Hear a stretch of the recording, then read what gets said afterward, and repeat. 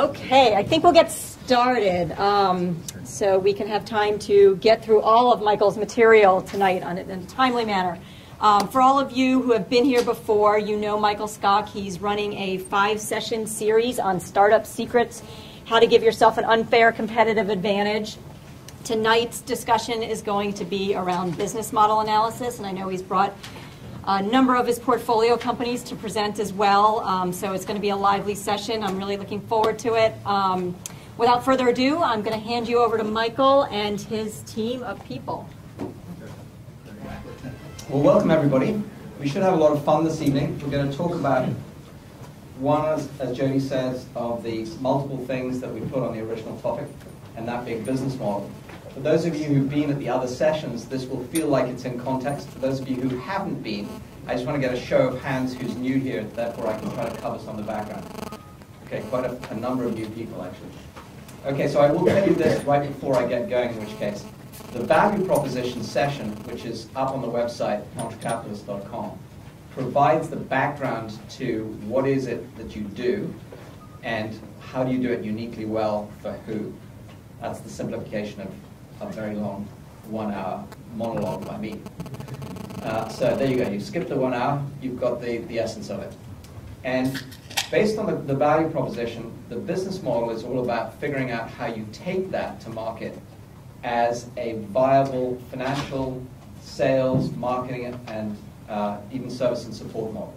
So even though you've missed that, just think about whatever idea it is you've got, we're going to figure out how to build a business model around it today.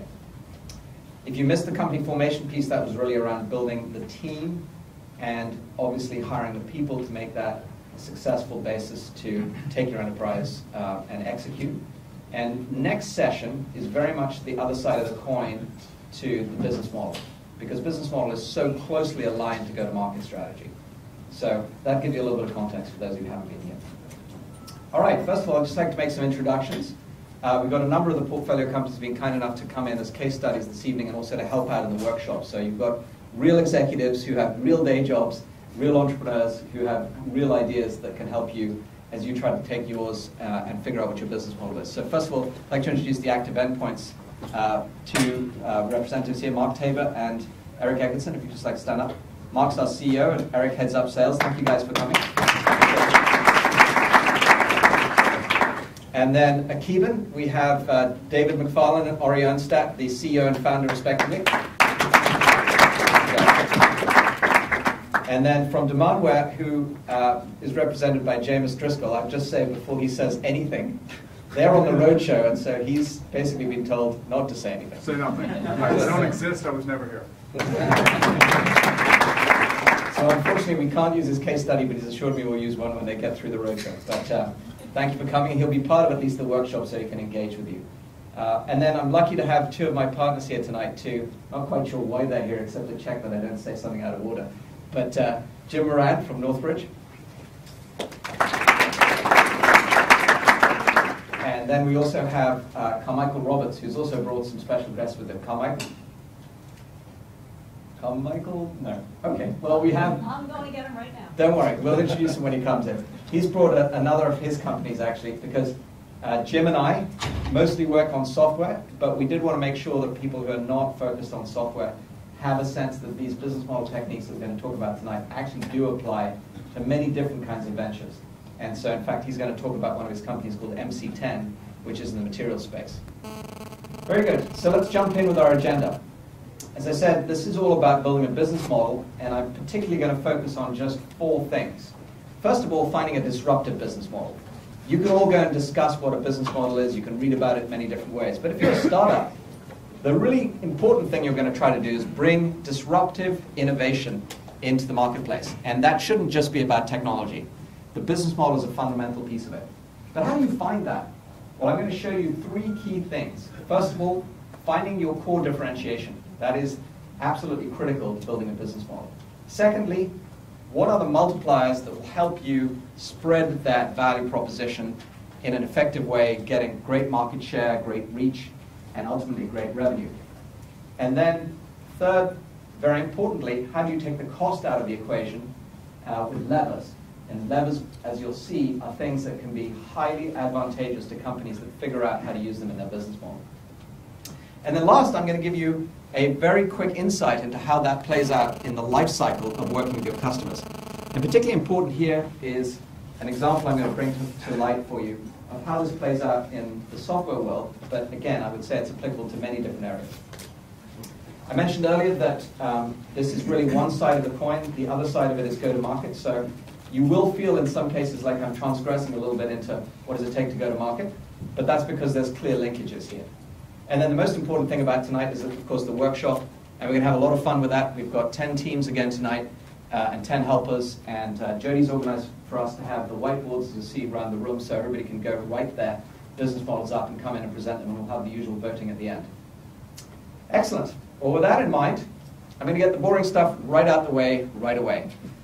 Everybody can go read this on the web. There are actually some great books on it. The basics of business models are around creating the value, so that's things like creating a product or service, delivering it, that's things like obviously how you take it to market, and then how you harness or monetize or capture the value. But we're here for a reason. We want to talk about startups. And if you're a startup, I want you to start thinking about business models creatively right away. Don't take somebody else's business model is my first piece of advice to you. There are plenty of business models around. In fact, it would be true to say that the best example of business models, of a business model probably hasn't been invented yet. And that's what I hope we'll get from you, is the next generation of interesting business models. Because this is all about how can you make a breakthrough here. It's not about picking somebody else's business model and just applying it to your situation. The chances are at that point you're adding very little value in your startup and you're probably not making any major impact. So I really want you to think about this literally as how do you change the game? If you could come in, for example, to a marketplace and literally rewrite the rules on your own game and cause somebody else to have an innovator's dilemma, imagine how powerful that would be. I would argue that that is at least as important as having a disruptive technology. There are many examples like that, and what I encourage you to do is to think about whatever it is you're bringing to market in those kinds of ways. Don't let somebody else write the rules, you write them, in fact, define the whole new game the way that you can. So what's an example? I'm really going to date myself. I put an exclamation mark here. 20 years ago, believe it or not, there was this little company called Symantec. It's a multi-billion-dollar company today. That's the good news. But the bad news is at the time, we were actually a struggling company in many ways. And I would say that with tongue-in-cheek because, obviously it's become very successful. But I think we had more than 20 products. We had everything from add-ins for Lotus 123, if those of you remember back to that, was the first spreadsheet, to we had languages, think C, think Pascal on the Mac. We had all sorts of products. We had a database, we had a word processor. I mean, it was just unbelievable. And I'm particularly being brought, this is all being brought back to me right now because we're about to have a 20-year reunion for the first 20 years of Symantec this weekend. And all these products and so forth have been coming to light. And so this example just stuck in my mind. And it's really a business model example. The product that was selling best on the Macintosh back then was something called Symantec Antivirus for Mac. And believe it or not, the Mac was plagued with viruses in those days. System 6 or 7 or whatever it was at the time was really an issue. And it was a very successful product for us. And we were selling it as a licensed product. So, whatever it was, dollars, perpetual license, you bought it through, at the time, your local retailer. And because it was a chart-topping product, you'd have said at that point, great, we've got that business model nailed. We know how to produce that product, package it, distribute it, sell it. It's the top of the charts. What should we do when we introduce the PC version? Well, the answer is, why don't you just copy the business model? Well, I just told you, I think that's a really bad idea. And so we also stopped and thought about that. And initially, we got it slightly right in that we decided it was important to introduce the PC model with more of a flavor of an upgrade service and an update service because there were many more viruses coming out for the PC. And so, in fact, we were having to get people updates initially once a quarter, and then we realized, wow, it's happening sort of once a month. And then we realized, hey, this is happening regularly. It's probably hard to believe this. At the time, there were probably a maximum of about 100 viruses on the planet when this came out. Now there are tens of thousands, and they come out very regularly. So, of course, what we did was we flipped it all on its head. We actually decided the software was worth nothing, because we needed to get that out there as a platform for people to be able to get the virus definitions downloaded to prevent the viruses. And so the real value was not in the software at all. The real value was in having the virus definition before it ever attacked anybody's machine. And so that literally was the turning point. If you were to ask me personally, I think you asked pretty much anybody at Symantec at the time, on the fortunes of that company. Because we suddenly created a subscription model that was not a nice to have, it was essential for enterprises. And they didn't care about the software, they cared about the person who had that virus definition first. And suddenly we had a very predictable business, because every time a virus came out, we knew people were going to want to download it. Therefore, we knew they were going to want the subscription to be up to date. Therefore, we knew they were going to pay monthly. Therefore, we could see what our revenue was going to be. And it was very, very game-changing. So that's an example from a product standpoint. Any questions on that before I go forward? So did you, after that, change the Mac model? Yes. Yes, we did. And in fact, I'll give credit to one of my sales guys here, who was one of the first guys who actually even flipped the entire product line on its head and said, you know what, we're selling a bunch of things like backup, for example, and Norton Utilities was another product we sold. But people really don't want to pay for the software. What they're really doing is trying to get data security and prevent data loss and so forth. So we came up with what he called, and he really deserves the credit for it, a total solution to data security. And in the UK, for example, we took out full-page ads in the Financial Times, and we went to an extraordinary length to get people to understand that what's the most important thing to them that they're actually producing with all this software? It's their data. It's their information. So they really should put that top in terms of creating data protection. And suddenly, as a result of that thinking, we actually started selling a data protection service, and we bundled all of our products together in what we called the total solution. And sales just took off. And if I were to go into it even one more level of detail for you, I'd tell you this, which is we used to, on average, sell 1 to 1.5 products per major enterprise per seat. And by bundling 5 or 6 products together, the actual natural average of that turned out to be 2.6. So in other words, we went from 1.5 to 2.6 the value just by bundling that correctly and by taking the game up to being a data security and information protection game. Extraordinarily successful, and my investors at the time, who were quite concerned, to say the least, about us going and taking full-page ads out in major newspapers, very quickly lost their concern and saw tremendous results. Okay, so next example. This is not a technology example. This is absolutely a pure-play business example. At the time, I was based in the UK, and I was observing that every major product that came into the UK from a US publisher was largely failing. Failing because they didn't have the investment in management, marketing, distribution, sales, service, and support. And why? Because if you look at the US market, it's 10 times roughly bigger than the UK market. So let's say you're a $10 million company in the US. You may have some, at that point, relative critical mass, even $20 million. Going to the UK, tenth the size and market, you could be maybe a $2 million company. That doesn't really give you much room to invest in marketing or management or distribution or translation, localization, all these other things. So it was very tough for US companies to be successful. And they typically went to just distributors and said, yeah, we've got a great product, put it in distribution. Well, products don't sell themselves. And so without the marketing and support, or translation in some cases, it was very unsuccessful. So I decided to come up with a business model that basically enabled US companies to bring their products to us as one entity, European Software Publishing. And because we had multiple products, we could get the critical mass in all the things I just put up on the management all the way through to distribution. And as a result of that, we were able to provide, for example, introductions to the top times 100 companies, that's equivalent to Fortune 1000 here. And if we'd already got that connection on one product, when we took on another product, it'd be very easy to open the door and say, okay, here's the next product. We did it very selectively, so it wasn't like a long list. It was very successful financially for the US companies too, because we would get these companies to about $20 to $30 million. In other words, highly scaled, highly profitable at that point. And then we would enable them to acquire them back. But it was also acquired back on a basis that there was something called pooling of interest in those days, but just think of it as a tax-efficient way to do it. It was non-dilutive, so it cost them nothing in terms of earnings per share, if you will. And it was ultimately acquiring something that had growing earnings. So the minute they acquired it, it was adding to their top line as well as their bottom line, is therefore to their overall stakeholder value. So it was like incubating, if you will, these companies till they got to the point where they were successful, and then acquiring them back on this anti-dilutive basis, on this just highly profitable basis.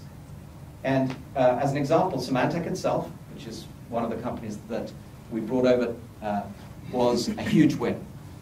I put this picture up there because I say it's a huge win, but then my wife always reminds me that the two Bibles that it took, is that they were huge, thick things. To conclude that deal was the pain involved in it. So there was a lot involved in doing that. But the win-win here for investors, for the early investors, was a 97x on their money, just to give you a sense of it. And yet Symantec themselves doubled the value on an accretive basis acquiring the company. So the day after the acquisition was acquired, was announced, the company's share price went up, and also, more importantly, the continuing earnings streams continued to contribute, and Symantec in the UK was their most profitable business outside of the US at the time. So everybody won. We made customers happy, we obviously made our shareholders happy, and in the middle of this thing, we made Symantec as an entity more successful. It had nothing to do with technology, absolutely nothing. Although, by the way, I was very passionate about Symantec products and stayed on and continue to actually really enjoy working with them. But my point is here, this is an example of something that you should be thinking about. Even if you've got a breakthrough technology, what are the things that will make a win-win for you? So tonight I'm going to talk to you about that and hopefully give you enough examples about it. I don't think I need to say more about this, but I've hopefully made it clear to you that it is at least as important. But now I want to give you a specific reason why the business model is as important as technology. So before I give you the answer, can anybody tell me why, in financial terms, business model should be considered as important as technology? Any thoughts? I've given you some examples, but can anybody give me... Products don't sell. Sorry, go ahead. Products don't sell themselves, so no matter how good your technology is, it doesn't matter. Yeah, you're on exactly the right track. Products don't sell themselves. People don't even know about them, how they're going to even find them, even if they are great. So what does it cost for people to find out about your product? Is that relatively the same as developing the product? Is it more? Is it less? Anybody? Somebody I heard saying more. A show of hands, who thinks it's more? This is an easy way to... Okay, well, those of you who said more, you're right. The staggering thing is how much more. It's usually double. If you look at a software company, for example, P&L, you'll see that on average, companies will settle out at around 15 to 20% of their P&L being spent on R&D, and 30 to 40%, in other words, double, on sales and marketing. So what I'm pointing out to you here is even if you've got a brilliant product, how it'll end up playing out in your business model is that double the amount that you're spending on your product is going to be spent, just as was volunteered from the back there, on taking it to market. And that's what this business model is all about. It's about how you get multipliers and levers to actually take the cost out and the revenue up. And in fact, I'll go one step further. I will say that the perfect startup storm, by the time you finish this session and the next session, should be very easy for you to define. It should be a disruptive business model with a disruptive technology, and then you're obviously focusing on a new market opportunity or target segment with an innovative way to get it there. You get those three things, you have my attention. Now, I'm not saying, by the way, that great companies don't get formed with one or even two of those, but if you have all three, you really have the perfect startup storm. So let's get you started on thinking about some of these models. Excuse me while I reattach my mic. These models here are just a sampling of the ones that I went to pick out. The wonderful thing about them, and the reason I picked them, is many of these companies didn't exist 5 or 10 years ago. One of the fastest growing companies ever is Groupon, and they came up with a completely new business model. One of my favorites, which I used for a while and didn't understand their business model until I sort of thought about it, was Mint. It's not a company that's actually trying to make money out of the software the way Intuit did to process your finances. It's actually a lead gen business that's actually driving lead generation to many of the financial services providers. And in our own portfolio, even though Jameis can't talk about it, Demandware has a very innovative business model, which, written in the S1, is all about revenue share. And I could say no more than that. But it's an example of what I think I'm making a point of here, and that is every one of these companies is, at least in part, being successful because of a disruptive business model. And we will talk about some of these examples, but they might be things that you've never even thought about associated with technology before, such as, for example, how do you do crowdsourcing? There's an innovative company in Boston called UTest that's actually taking people from around the world to test mobile phones in all the different environments around the world. You might say, well, why is that a big deal in a business model? Well, think about the alternative. There are so many different phone types with so many different carriers that can be used in so many different places. There's no possible way you could recreate an environment that would test all the different scenarios for mobile phones and mobile applications. But if you crowdsource it all around the world, you can get a real sampling of what might be the way to test things. So their business model actually not only solves that problem, but actually, of course, leverages low-cost labor around the world as a lever to help them be very effective in their test. So I would say any one of these examples is one of many I could have picked to, again, hopefully get you thinking about what could you do to be disruptive. So what are the sample questions I'd recommend you start with? Well, amazingly, people come in and they almost invariably say, we have a product. Yes, you may have a product, but is it really a product, or is there a process associated with that product being used? In which case, is the process more valuable than the product? Do you really only have software, or do you have to have services to actually make this successful? In which case, is the service more important than the software? In open source, you will find that the software is free, so unless you have services, there's no value. Is it open or proprietary, and so on and so forth. Here's one I'll pick out for you, which I think is rapidly emerging as an interesting new business model. As we get networks of people working around these products and services, we're collecting tremendous amounts of data on people.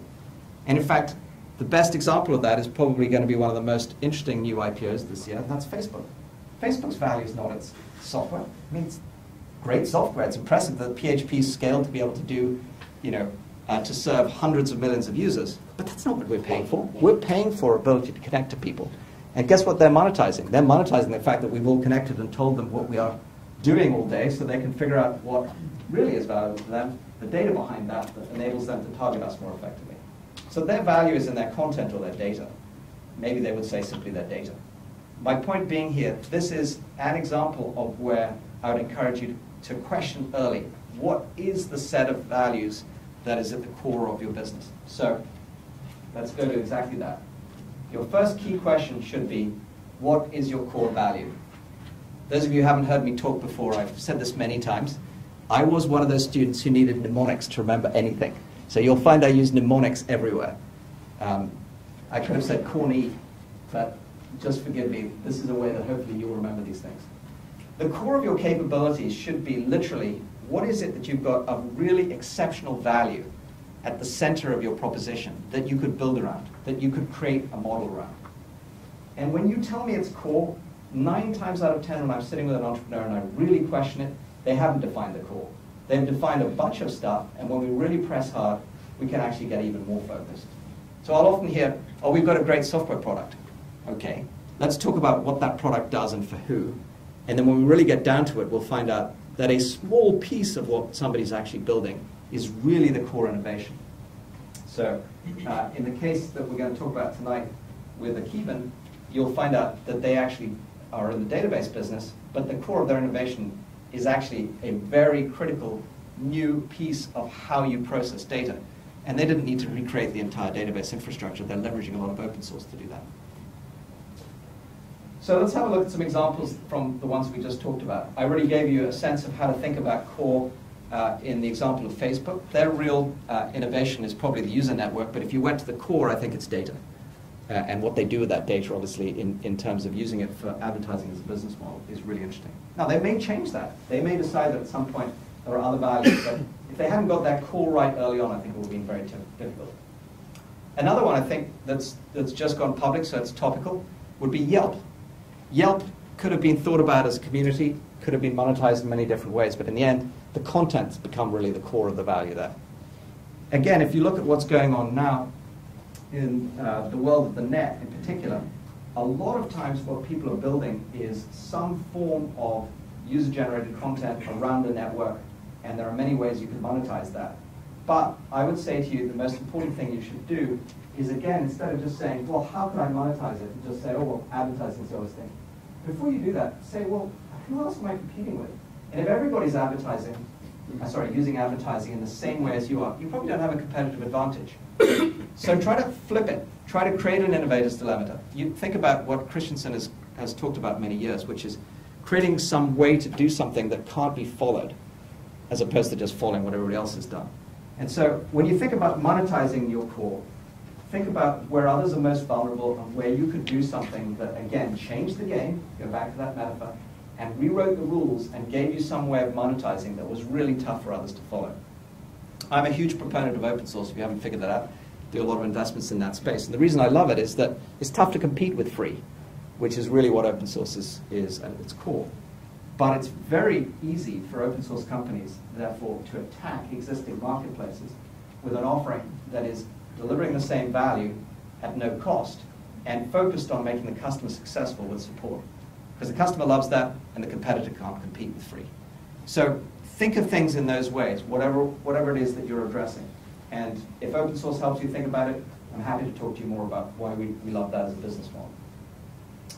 Okay, so core is first point. Now I'm going to introduce you to the next two concepts, multipliers and levers. And they work around your core, so these are not separate to it. Once you know what your core value is, how can you multiply it, meaning increase the revenue, increase the reach of customers you get to, or increase the coverage or market share that you get? That's really what multipliers are all about. And I'm going to bring these to life with some examples in a minute. On the other side, levers reduce the costs, reduce the time, and reduce the resources involved in producing your product or getting it to market or in capturing that value. And if you get both of these things working for you, as the diagram suggests, they really can create extraordinary value on top of your business model, the core of your value proposition. So what are some examples? As you all know, my experience comes from software, so let me pose the question. I think, what did you mean by reduce resources? I thought you need to have a lot of resources to do a product to work. Great question. So the question, just so everybody heard it, is what did I mean by reducing resources when we just said that, for example, taking products to market requires a lot of resources? What I mean is, how could you reduce the resources that are required to take it to market? So I'll give you a simple example, I'm going to preview what I'm about to talk about, but if you could create viral marketing where your user was actually selling for you, that's obviously going to reduce your costs. Does that make sense? So that's an example of a lever. And by the way, people talk about viral marketing all the time. It's a very tough thing to define. There are all sorts of models people have and coefficients they create and everything else. I'll give you a really important example of viral marketing. Reference selling. If you really love something and you refer it to somebody else, that's the beginning of viral marketing right there. So making happy customers is the beginning of viral marketing. And figuring out how to get very happy customers armed with the right way to reference sell, just giving them the basics of what typically is in most people, which is they want to justify the purchase they've already made if they like it anyway. So give them the tools to do that. And then, of course, you can do all sorts of offers and things to promote it. Anyway, did that answer your question? Yes, thank you. Great. Any other questions before I move on? Okay, so for examples, as I said, I'm in software. So I'm going to use these as talking points, but I think these apply to many different businesses. So the first category that we're talking about is exactly what we just discussed, which is sales and marketing. It's usually such a huge part of the P&L that if you can start to get a multiplier working for you here, it's very valuable. And things that may make a difference here are things like tiered pricing. So in other words, if you sell a product at one price in all flavors, that's possibly exactly the right thing to do for simplicity's sake. But wouldn't it be better if you could get people to get it free, first of all, so it was literally frictionless to start off with, and then upgrade and upsell and add value and obviously add capabilities and so forth going forward? Because every time you acquire a customer, as long as you keep them, the ability to upsell is obviously a lot less expensive than creating a whole new customer relationship. So I know that sounds obvious, but that's right there an example of a multiplier. And it's a reason why tiered pricing and models like freemium can be so helpful. The other typical multiplier you'll hear is channels. This is definitely applicable to almost any business. You could go out and create a sales force for every product, I'm sure. But wouldn't it be more effective to use somebody else's sales force? To use somebody who's already got the customer relationship, who's already written the contracts with major enterprises, and just leverage those? I can tell you that's one of the biggest challenges for startups, is that just the contracting process alone in the Fortune 1000 is horrifying. I'm seeing a few smiles at the front here because we constantly sit in boardrooms with the forecast, and we know that the deal is closed, but the contracting is still to come. And we're like, okay, is it EMC we're dealing with, or is it HP? And everybody knows their stories there. The point is, the channel, in many instances, will already have the relationship with that end customer. And so if they've already written the contracts, and they can literally just add this as an addendum or slide it in on an existing contract, you just took all that friction out, reduced your cost of selling, and obviously are able to get a multiplier in your business. So next example would be in the product. Most people think about products in a very straightforward way, as being, it's obvious that this is going to be great value and therefore people should want to buy it. That should be the case, but you can get a lot smarter than that. I'm going to introduce two concepts to you tonight. Slippery products. Yes, I said slippery. Another of my mnemonics, which is another way of saying friction-free, and what I call Russian doll packaging. And I think you'll have some fun with these tonight when you get to the workshop. But the last of which is technology stacks, and again, I'll give you a simple example of it. And this is how you can insert yourself into somebody else's technology stack to get a multiplier out of going to market with them. So let's look at the levers. How do we take the cost out? Well, the world has changed dramatically since that 20-year-old example I was telling you about at Symantec, where we used to have to sell through two-tier distribution, and we used to have to spiff salespeople at these ridiculously large distributors that sold thousands of products, and so we had to get their attention. And now you can get anybody's attention anytime you want on the web and focus on doing it in a very cost-effective way with inbound marketing, using inside sales, for example, and creating things such as we were talking about, like viral campaigns. That dramatically takes down the cost of selling and marketing. That wasn't even an option when I started this industry. And so I would use it, and I would spend time thinking right from the get-go about how would you get your awareness, your interest, your understanding up using web and low-cost techniques like that. And that's why I said this is one side of the coin, the other side being go-to-market, that we'll talk about in the next session. The second example is less obvious. And people typically think about this too late in the game. So I'm encouraging you to think about it right up front, which is how do you take the cost out of producing your product, creating a product, and supporting it? And there are many ways you can do this. You can do it through offshoring or outsourcing or crowdsourcing in that example we talked about, or something called co-creation, which I'm going to give you an example of tonight. And again, technology stacks.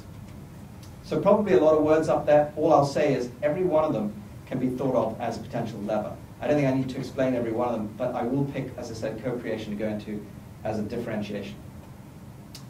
And then here's the last piece of this startup secret, which is you really want to find examples of things that work together. You've got a killer strategy on your hands if you can figure out how you can get focused on your core, find a partner to work with who will give you a multiplier to market and a lever in taking the cost out of either building or delivering or supporting your product. And so two examples of that that I'd like to walk you through now. First of all, one in creating value, then another in delivering and capturing it. So what is co-creating? Well, the idea here is pretty simple, and it's going to come to light in a software world, I think, fairly easily. You could sit as a single organization and build your product with one development team. Or you could say, what is at the core of our product? And let's take an example that will make it easy for everybody to think of. Linux. It's an operating system. But at the absolute core of Linux is literally a kernel. And Linus thought about that and realized that the problem with existing operating systems was they got huge and bloated. And why they got bloated? Because basically people had to have different versions of them for every single different kind of laptop or PC or server, and every kind of device driver and everything else that went associated along with it was yet another piece that had to be added onto it. So he wrote a brilliant core, super fast, super efficient, but he made it possible in a modular way for people to add onto it using open source, created a community, and got people thinking about how could they extend the product. And as a result of that, people like IBM, who was literally at the time nowhere in the operating system business, in fact, you could argue was really struggling with many different operating systems, AS400, the Z series on mainframes, etc., were able to take Linux and unify their entire platform strategy with it. And they themselves, using open APIs and the open source nature of this, were able to write all the drivers for all of their different products and get what they needed, which was a unified operating system. What that did to Linux was unbelievable. It literally accelerated, and actually I should have Carlos telling the story since he's been involved in it firsthand. But it literally accelerated the adoption of a single operating system that swept through the enterprise very quickly because it was free, open source, and instantly much more valuable to people as they were able to focus on their differentiation. And people started building on top of it. So that's an example, and it's an open source example. But if I jump to the top and I give you just a little bit of thinking around extensibility, this is a simple concept. If you build something that everybody wants to add value to, needless to say, that's going to multiply your value. I'm going to start at the most basic level that you can think of. Imagine you went to the kitchen and you put on a pot of boiling water, and you knew that everybody wanted soup. The first thing they're going to need is the pot of boiling water. And if you're the only guy who's got the pot of boiling water, people are going to come to you and put the ingredients in. The good news is they can add the stock to start off with. And if they decide, oh, they want to add vegetables to that, they could add vegetables. But maybe some people don't want that. So they'll take a ladle out of it and they'll create their own version, derivative of it. And they'll add, not vegetables, but maybe meat to it because that's the way they are. The next guy comes along and wants to add pasta to it. The point is, somebody thought about that in a very basic way, and it's exactly what I'd encourage you to do with your product. They said, what is the core thing at the base of soup?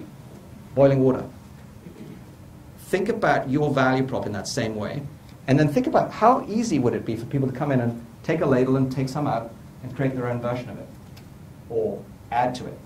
If you can find ways to do that, and that's why I love extensible open APIs for software, for example, which is just a fabulous way for people to do this. And if you can do that really early on, you'll be very successful. Here's the next little detail, but a super important one. If you do it in a way that internally you test that right away. So in other words, let's say you're building an application, but the application requires certain core services, like, for example, user input, user validation, and so forth.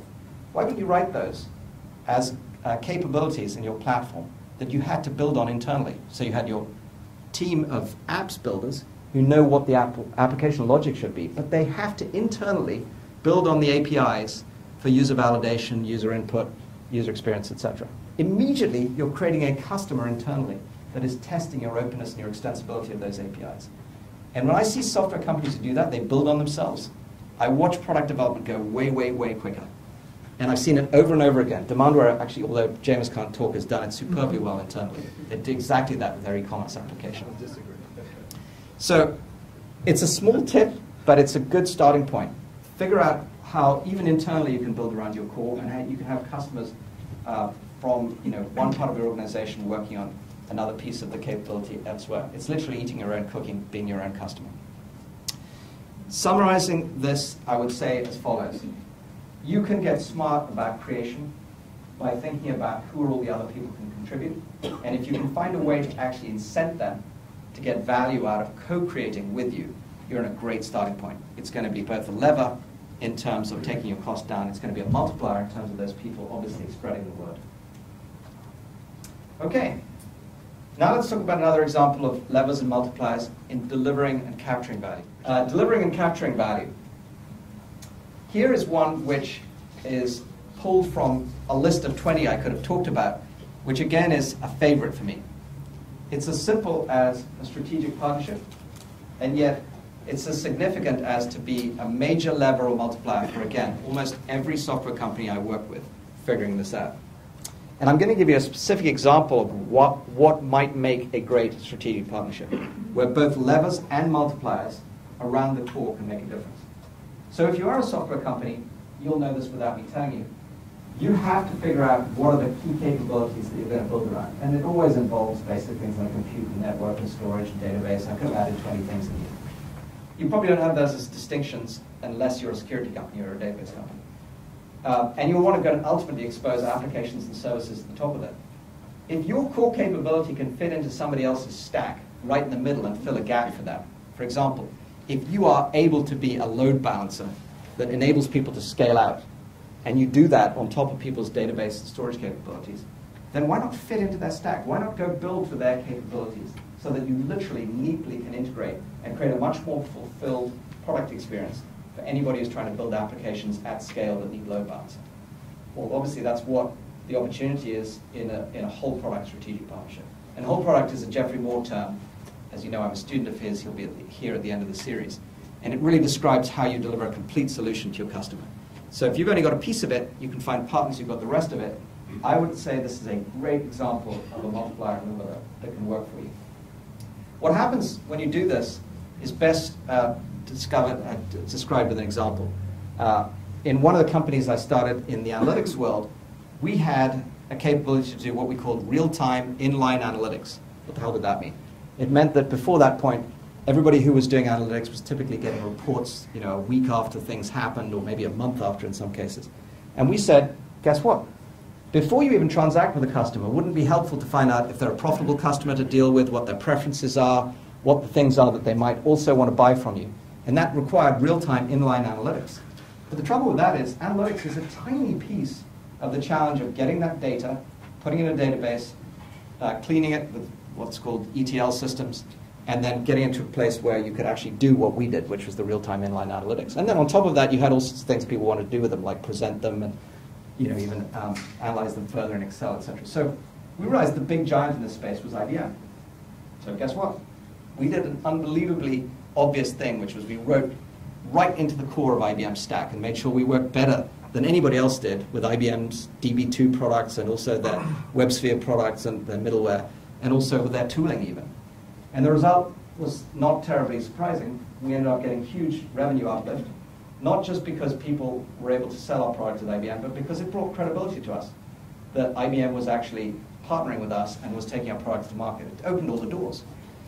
And on the other side of things, of course, it dramatically reduced our time to market because we weren't writing all their technology around us, and reduced our development costs, and ultimately resulted in them acquiring the company, which in many instances, by the way, even though it wasn't our intention, is a great backstop for a small company to have had that strategic partnership be so successful that you know that if nothing else plays out in your own ultimate success, somebody's going to have you so well integrated that it'd be a no-brainer for them to acquire you. So I think strategic partnerships, an example being a whole product strategic partnership, are great levers, great multipliers, and great backstops for small companies. One little detail, and the devil often is in the details. And certainly it's true with startup companies. I hear people all the time say, oh, it's fantastic, I've got this new big company really interested in me, and they're going to co-sell everything. Okay, who's incented to co-sell it? If they don't have their sales force incented to do it, they might be getting more advantage out of you than you are out of them. There are always details like that. It's really worth paying attention to. If you get them to resell it, it might be great. But if they suddenly bring you 1,000 customers and you've got all the support cost, you might actually find you're losing money.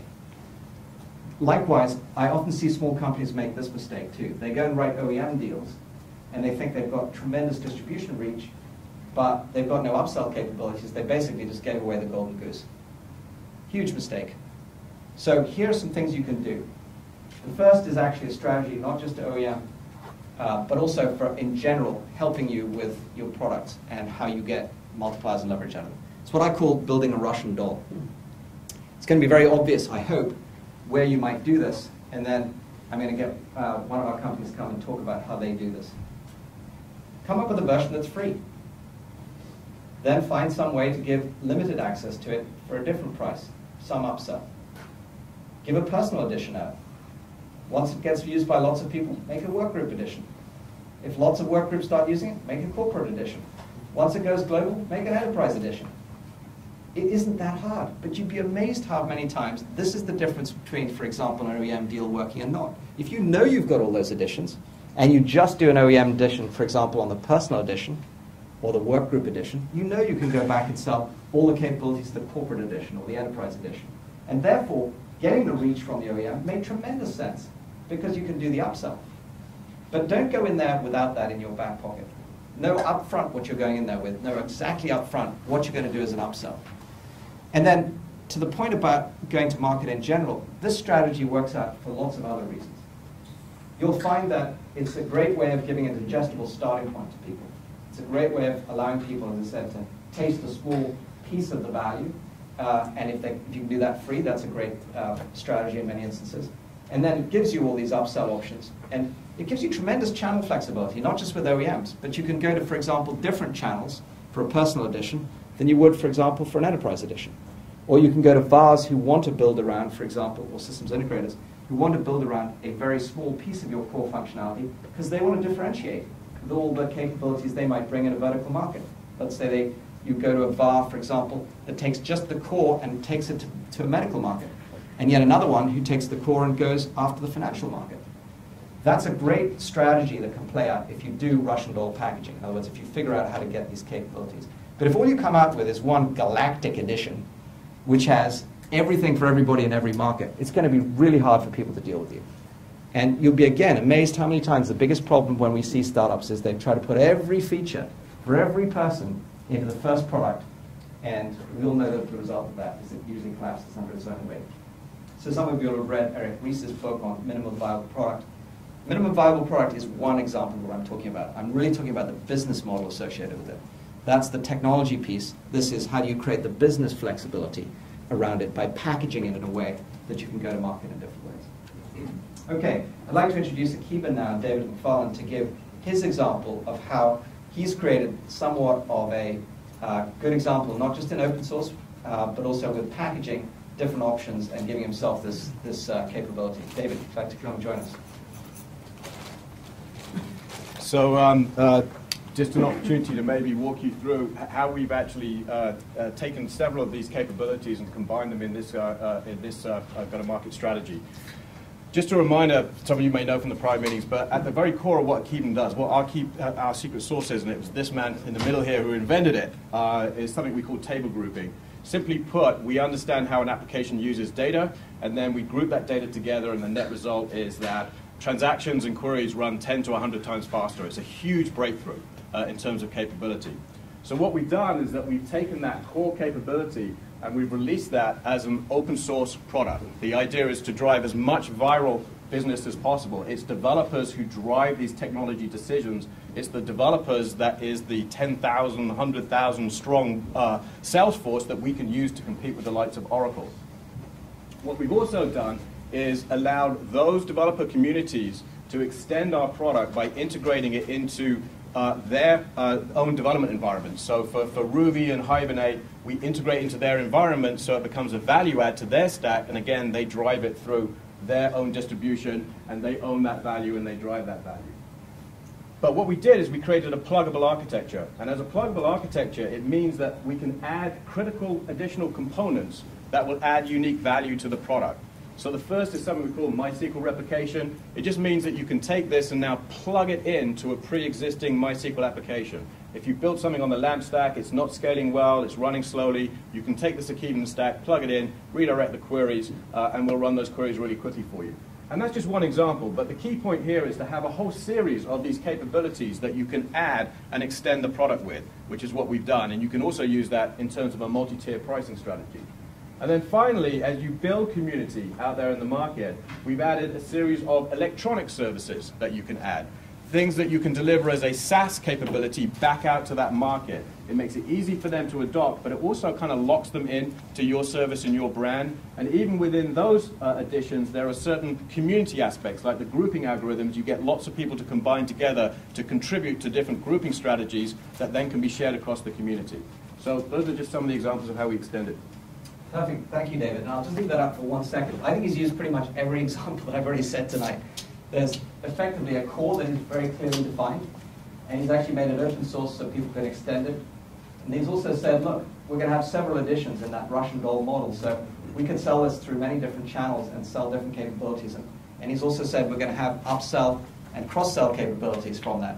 And in effect, he's got costs being taken out through open source and co-creation. He's got multipliers being created, obviously, through the community. And he's got, obviously, multiple options through the Russian doll packaging. So it's a great example. And I can tell you that, would it be fair to say, well, you tell me, I shouldn't lead the witness. How much time have you spent on the business model as a CEO relative to other things in your business, like building the product? Well, the one thing I would say is, like, from the very inception of the product, we had these ideas in mind. So one of the things that was very important that I would say to people is that you really want to think about how you're going to package this value up and deliver it to the market. It isn't necessary that it was hugely time-consuming for us to do that, but it was really important that you think about it right up front and you don't wait to the end of the development cycle to apply it. That's a terrific point. What David's saying, just to underline it, is If you develop the product in a monolithic fashion, then obviously it's going to be really hard if you later decide you want to slice it up and sell it in different ways. So thinking about the business model as early as you're starting your product development is actually not too early. It's exactly right. So thank you, David. Great point, David. Okay. Apple made a launch today, no Steve Jobs, so I'm going to have to do as the poor substitute. One more thing, and actually I think it's a really fundamental thing. There is actually a tendency for people to think about these things, i.e. business models, as snapshots. But in fact, what you really want to do is think about, on an ongoing basis, how is it your product or service is sold? And so I'm going to take you through a series of things that will give you a sense of the product lifecycle. And it starts with something that I've always really enjoyed watching companies who get it right do. And that is creating what I call slippery products. When I told my daughter this, she said, "Dad, what have slippers got to do with products?" Kind of missed the point, but anyway, we'll see if we can get it across tonight. Okay, the first thing is creating a product that is simple to use. Obviously, the simpler it is, the more likely it is for people to instantly get it. The second is low to no initial cost. That takes more friction out of it. The third is installs easily. You'd be shocked how many times, even if something's free as an app on your iPhone, think about it. If it takes a while for you to install it, and it actually isn't immediately functional, it doesn't have some component or it doesn't fill in too much data or whatever it is to get it going, you're not going to use it. And then, how does it prove its value really quickly? If it instantly delivers something back to you before you have to put a lot of stuff into it, you're going to start using it. Next on the list is obviously, does it play well with others? In the enterprise, this is incredibly important, because if it disrupts everything, even if it's free and it's incredibly easy to use and you're getting value from it, but you have to replace everything before you can use that, it's going to be really tough. Next is obviously ease of use. But I say this, and yet it's amazing how many people spend zero time up front thinking about user experience. The user experience is everything. It's usually what defines, how often it gets used, how it gets circulated, and so forth. And so pay attention to that up front. From a business standpoint, we've been talking about this, the customer is going to look at payback and ROI.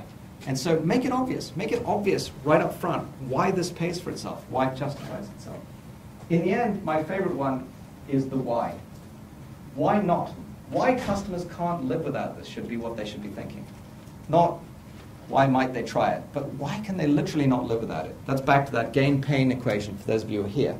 If you give them so much gain and there's no pain, because it's so slippery, friction-free to adopt this product, they're going to buy it. So I would actually say one of the most important elements of the business model is, in fact, creating slippery products. It's creating friction-free products. And oftentimes people say, well, R&D's got nothing to do with the business model. I'd say it's got a ton to do with it. We just talked about one example, which David gave, which is about how you chunk it up.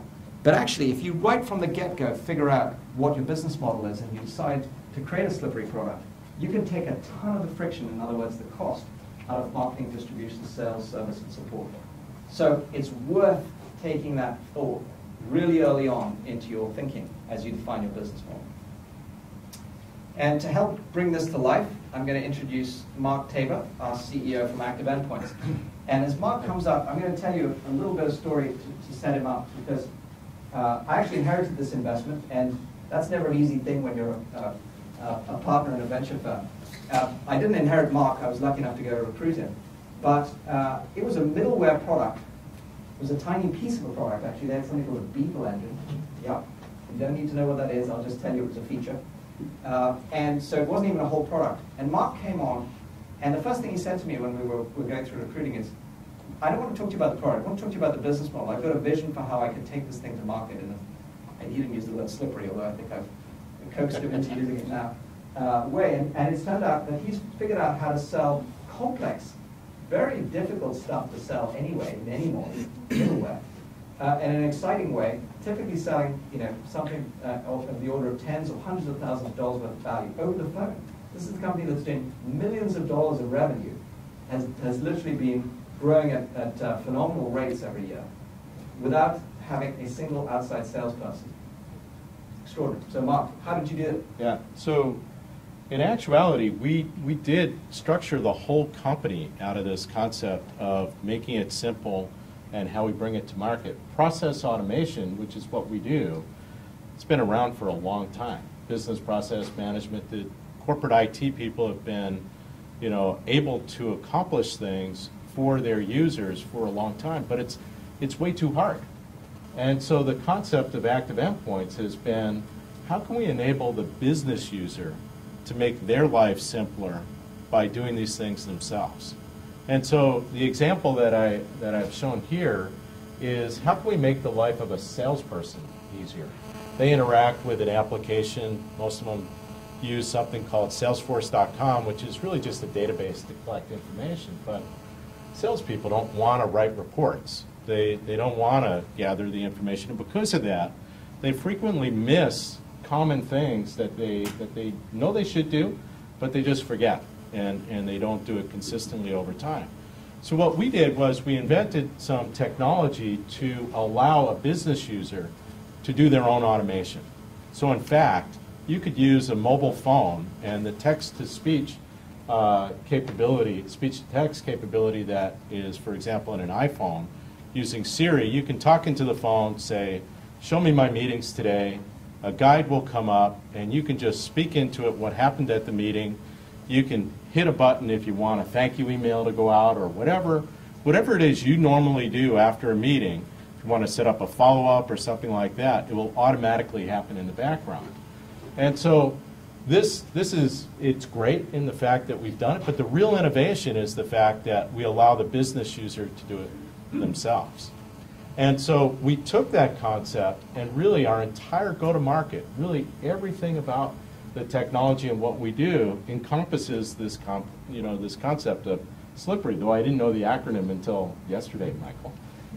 But it was, but it's exactly what we do. We tried to make this product as easy to use as possible. We tried to make it as frictionless as possible. So in fact, you could just go to our website, you can just enable yourself, you can try it, you can use it, you can interact with it, you can get a free version of it to use. I have Eric Eggertson, our head of sales. Maybe you want to share how some of our customers are doing that? Sure, Mark. I'll just mention one customer, Plymouth Rock Energy down in the New York City area. Traditionally, had been an old line supplier of coal and oil to large facilities. That business isn't such a great business anymore, so they've transformed themselves into a broker of energy, including electricity and natural gas. And they use Salesforce.com for all of their new customer signups. So they had to customize Salesforce.com tremendously. When you sign up a new customer as an energy broker, you have to specify the supplier, who the distribution channel is going to be, whether they're going to pay a premium for green energy sources.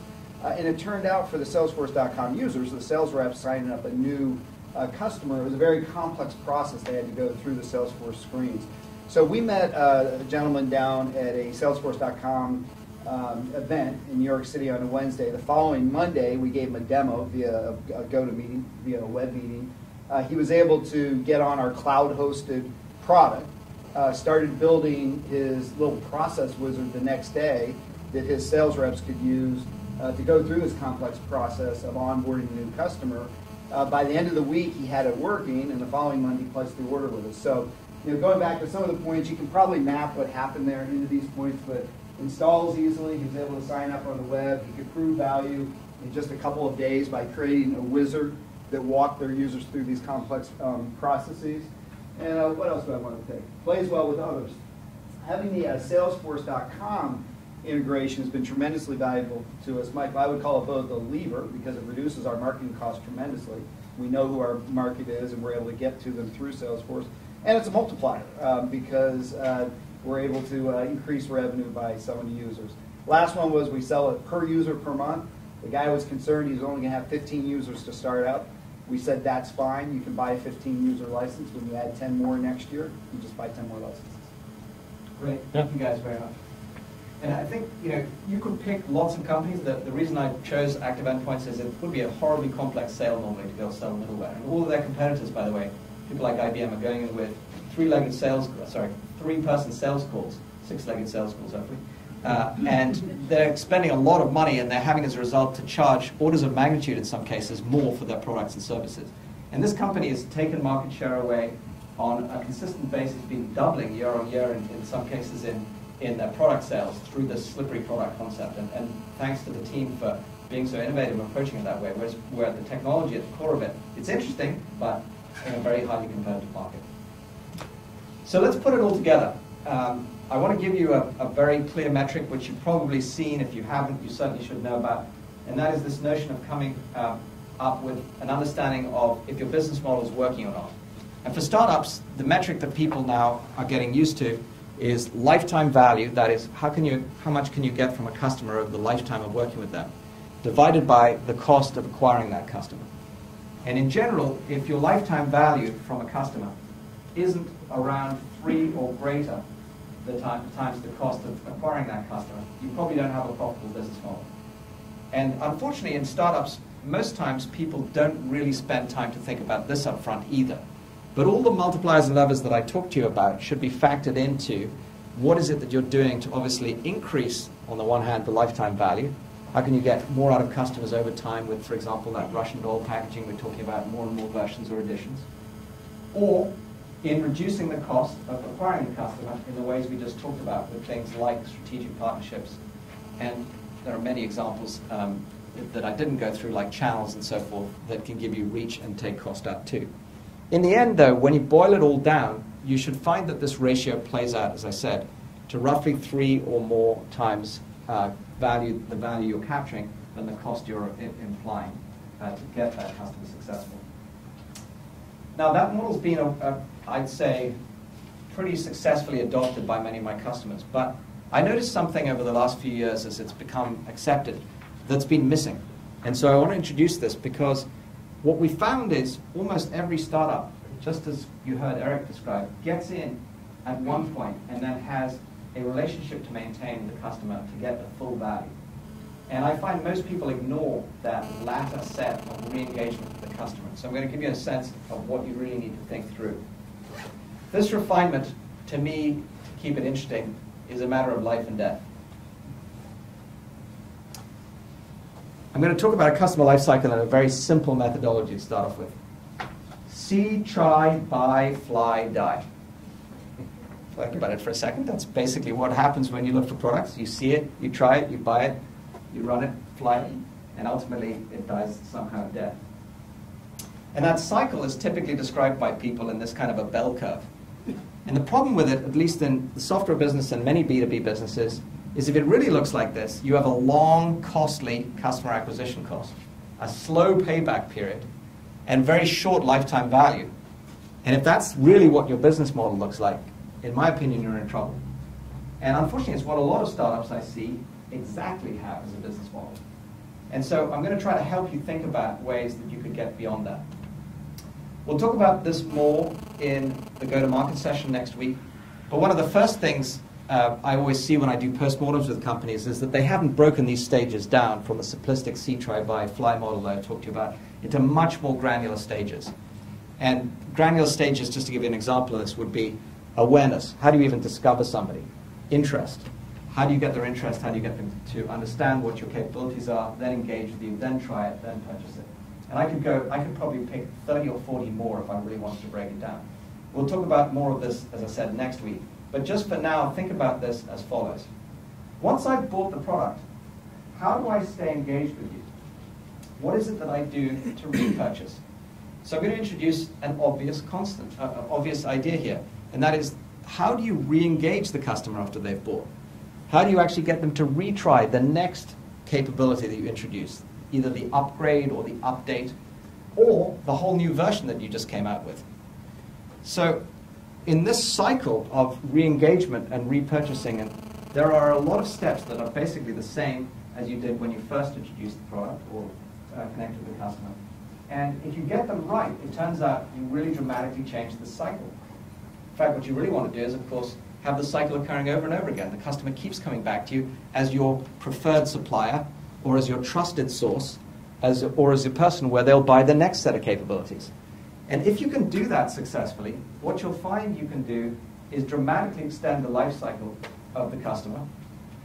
And if you use things like slippery products that we just talked about, you'll have a much more simple experience up front and take all the friction out, you'll have a much more rapid adoption with that Russian gold packaging as an example of how you might do that.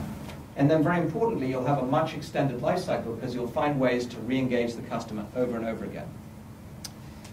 So it's a lot to take in, and what I felt like I should do is give you an example of how actually you can avoid the death that happens here in the software world with an example of exactly this. So how are you going to have a long, happy life is really the question in the software world. Well, when I started out, as I said, I'm dating myself, IT was the only person who installed stuff. They were the only people who customized it. There were infrequent upgrades. Most of the stuff actually sat as shelfware, as we called it. It was all proprietary, and people licensed it on a perpetual basis. The poster child for this probably would have been Oracle, quite frankly. But it's all changed. And in fact, if you use all the techniques we've just said, what you can use is the web to make it easy for people to trial stuff. You can then make it easily self-service. As you just heard Eric give that example, the customer didn't have to come in for training or figure out how to configure or install the thing. They were just using it on the web live, trying it in their own situation.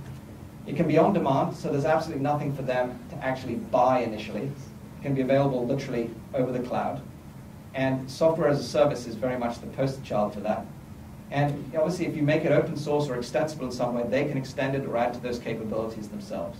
And ultimately, through a subscription model, they can buy it as they need it and pay for it as they use it.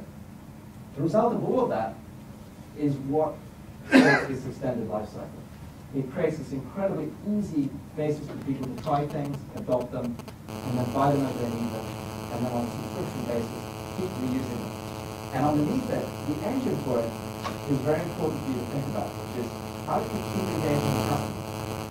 And I'll say again, what I often observe with startups is they think they've got the customer, and they think that just continuing to introduce new innovations is the answer. Maybe. You might have that kind of customer. But how many times have you downloaded an iPhone app recently, for example, and then never used it again? Show of hands. Okay, a lot of you. That's exactly what I mean by this blue circle. I will tell you that that's a big problem for mobile app developers, and it's just a bigger problem for almost every example of software in B2B or other worlds too. So you've really got to think about this blue circles I put up there, this notion of acquiring, not just acquiring, but re-engaging customers. So let's bring that back to the model that I said earlier and just add that extra layer. What this is about is not just the levers and multipliers around your core, but also thinking about how you not just acquire the customer, but re-engage them and continuously stay in touch with them so that you don't get that iPhone app dying, but in fact, you find some way to reconnect with them. It might be a new map that you send them out if it's GPS, or it might be some new set of content that you send them out if it's a recommendation service, or it might be some new data that you send them out that makes it obvious for them how they can connect if it's a dating application. Those things turn out to be the difference between products that have long life cycles, that engage the customers, that get more lifetime value out of them than anything else.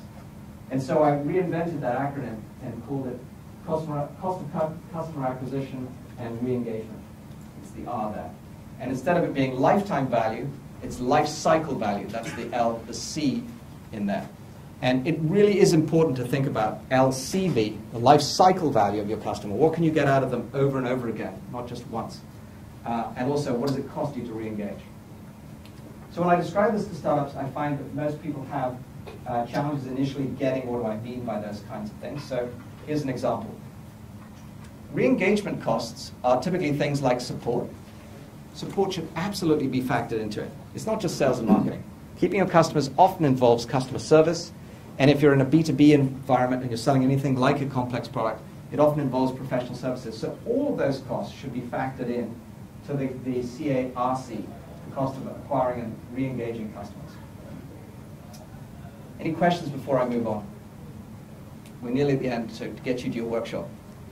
Okay, so now you have a model which I think is really quite compelling to be able to work with things. And for those of you who were here when we talked through the value proposition on gain pain, it also is exactly the same concept and principle as we talked about in gain pain. They're just two views of the same problem. For those of you who were there for this workshop, we talked about how could you take the pain out of a customer getting to grips with your product and give them all visibility of the game. Well, think about it for a second. That is how the customer will view it. What you're going to view on the other side is the measurement of how much cost is it taking for you to actually get the customer to adopt this product. That's the C.O.R.E. And how much can you get from that customer as they get those gains over time throughout that life cycle. That's the LCB. So they're just two sides of the same principle. And they work around this whole notion of the core of your value proposition. So good business models, you will constantly be going back. I can make this single template a basis for discussion with every startup. What have we done to take the pain out? How is that reducing our cost of acquiring the customer? What have we done to make it obvious to the customer what gain they get right up front? And how can we make that work over time to be a very large lifetime value, life cycle value of the customer? So with that, I'm going to summarize and get us onto our workshop. I have a question.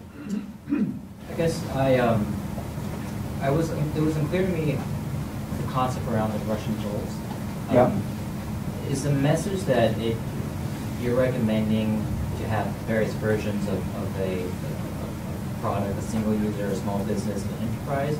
Or I guess the counter for that is what happens if your product is only geared towards enterprise, large companies, and a single individual average customer wouldn't have much value out of that. Am I missing something? No, you're not. You've actually got a great example to challenge me on. So if your product, just to repeat the question, does the Russian doll strategy work, for example, if you've got a product that's only valuable if you sell it to an entire enterprise? The answer is yes, I believe it does, because very rarely will you be able to get an entire enterprise to adopt a product in one go. It's just indigestible. I mean, I've made this mistake as a young entrepreneur. I've tried to go sell people like Pfizer an entire Salesforce package for analytics and say, hey, why don't you buy this whole thing, because your entire Salesforce will get value out of it if you can all see all the data on all the products you're selling. It's not going to work because it's so difficult to get a big enterprise to adopt any change. You have huge pain in doing that. And it's going to take you months in a sales cycle, and you're going to spend a lot of money doing it. But even though the value might be the whole sales force, if you gave them something right off the bat, which is, look, here is some data on the benchmark of just one of your sales teams, maybe even a small region, for example, of how they're relatively performing in terms of their sales effectiveness. That's immediately valuable to them, and that small team can adopt it very quickly. And if that team sees success with it, they'll recommend it elsewhere, and pretty soon you'll get, obviously, not just regions, but hopefully whole groups, divisions, or theaters, as they call them in large companies, adopting it. So the reason I always think about it is that it's all down to the same pain gain equation. You've got to take the upfront cost out of getting that customer, and you've got to make it really digestible and easy for the customer. So if you don't want to call it Russian doll, you want to call it chunking up the elephant, I don't care. The point is, find digestible ways to get that first introduction to your customer to be as painless, as slippery as possible. And then, obviously, it's a great product that you can keep re-engaging, and that's why this piece is so critical. You can keep re-engaging them and adding more value, opening up more and more of the dolls, if you will, exposing more value. Then you will get more and more lifetime value out of that customer. Does that answer your question? Yeah, it sounds like it's a way to also start gradually building credibility. Absolutely. Absolutely. The biggest challenge startups have, and it's amazing how many times we struggle with this, is just that one word you use, credibility. And I think I mentioned it on one of my slides. Oftentimes, a strategic partnership is at the top of the list, providing a company credibility. An example from our portfolio, just to give people another real-world case study, was we had a great entrepreneur, we backed him again, actually, Ash Ashutosh, in the storage world. Came up with a concept in a company called AppIQ to make it possible for people to store data independent of the underlying infrastructure. So in other words, it doesn't matter whether you bought it, storage from IBM or EMC or Fujitsu or whatever. The application above can use AppIQ to store it in the most cost-effective manner. It's a brilliant idea, but the problem is applications are mission critical. Storage is sold by big companies. There's only about 5 of them in the world who own that marketplace. And how the heck was a little company going to get in the middle of those two things? He did a genius thing and found a way to make it possible for that to become effectively very simple for people, painless for people to try. And then he went and did a deal with one of the major vendors, and then it made it obvious that all the other 4 needed to play, otherwise they wouldn't be competitive. And pretty soon, he owned that marketplace and had a great exit and ended up being CTO of storage at HP. And now we're backing his latest startup, Actifio, who's doing it all over again. But he really understands this very, very well. Maybe I'll get him to one of the workshops. Does that answer your question? Thank you. Any other questions from people before we summarize here? Okay. So as you go off to your workshop, what I want to try to get you thinking about is, what is your disruptive model going to be? How can you make it as significant as your technology? Can you focus on a core differentiation, not 20 things that you do, but hopefully one? And what will be the multipliers and leverage that you will give it with innovations like we've talked about this evening, co-creation or strategic partners, or Russian doll packaging or slippery products? And then how will you measure that, not just once, but over the extended customer lifecycle with LCB and C.O.R.E.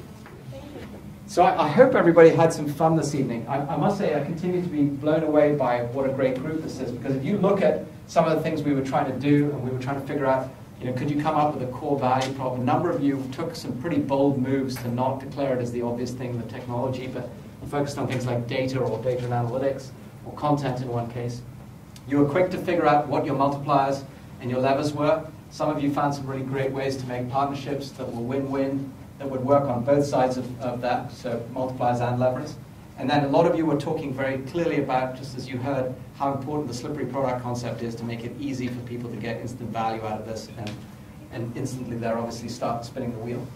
A few people definitely picked up on this life cycle concept and this notion of keeping people engaged, and I heard some good examples of that.